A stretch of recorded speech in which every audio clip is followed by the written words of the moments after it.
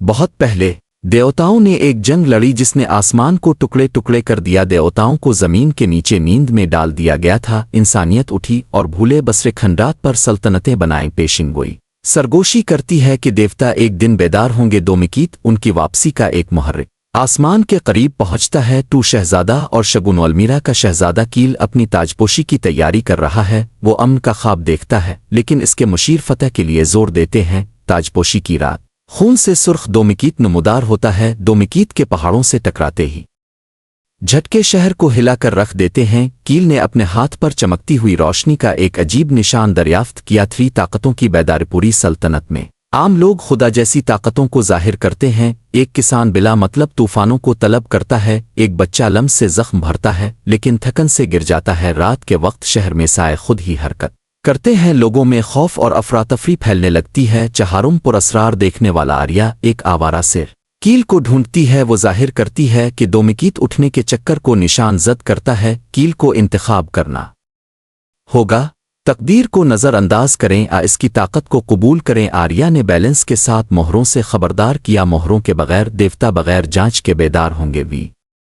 پہلا اتحادی کیل جوابات تلاش کرنے کے لیے جنگلوں میں سفر کرتا ہے، وہ لیورا سے ملتا ہے، ایک جنگجو جو طوفانوں کا حکم دیتا ہے، لیورا کو خوف ہے کہ اس کی طاقت ان لوگوں کو تباہ کر دے گی جن سے وہ پیار کرتی ہے، انڈر سٹی میں کیل کا سامنا ڈارئیس سے ہوتا ہے جو سائے کا ایک چور ہے، دارا ہچکچاتے ہوئے چھٹکارے کی تلاش میں شامل ہوتا ہے، سکس پہلی دھمکیاں فرقے اٹھتے ہیں، گہرے دیوتاؤں کی پوجا کرتے ہیں، ایک فرقہ ایک خدا کو بیدار کرنے کے لیے معصوموں کو قربان کرنے کی کوشش کرتا ہے، کیل اور اس کے اتحادی رسم کو روکنے کے لیے لڑتے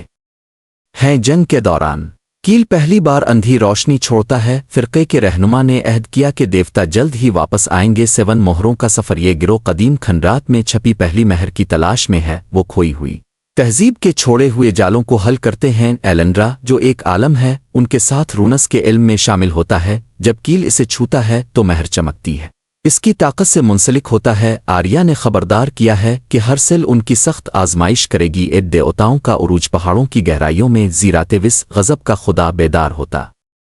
ہے، اس کی گرج آسمان کو پھاڑ دیتی ہے اور شہر اس کی آگ میں جلتے ہیں، فوجیں اسے روکنے میں ناکام رہیں، وہ زندہ ٹائٹن کی طرح چلتا ہے، انسانوں کو آخر کار احساس ہوتا ہے کہ دیوتا حقیقی اور خطرناک ہیں، کیل نے خدا کے خلاف بھی لڑنے کی قسم کھائی، 9 مرنے والوں کی جانچ، کیل کا گروپ زیراتوس کے ساتھ مقابلے میں بمشکل بچ پایا، لیورا چینلز نے انہیں بچانے کے لیے طوفان برپا کیا، تقریباً خود کو ہلاک کر لیا، دارا نے کیل کو فرقوں کے ذریعے بھیجے گئے شیڈو قاتلوں سے بچا لیا، کیل شک کرنے لگتا ہے کہ کیا انسان کبھی جیت سکتے ہیں، آریا اشارہ کرتا ہے کہ بشر اپنی حدود سے آگے بڑھ سکتا ہے، آخری انتخاب دوسرے دیوتا ہلچل، خاموشی کی دیوی، زنجیروں کا خدا، گودیولی جڑواں سلطنت ٹوٹ جاتی ہے، کچھ دیوتاؤں کے سامنے جھکتے ہیں، کچھ مزاحمت کرتے ہیں، کیل کو احساس ہے کہ دیوتاؤں پر مہر لگانا کافی نہیں ہو سکتا انسانیت کو بچانے کے لیے، اسے اور اس کے اتحادیوں کو خود خدا بننے کی ضرورت پڑ سکتی ہے، ایک نئے زمانے کی صبح شروع ہوتی ہے، الفاٹینی کے خدا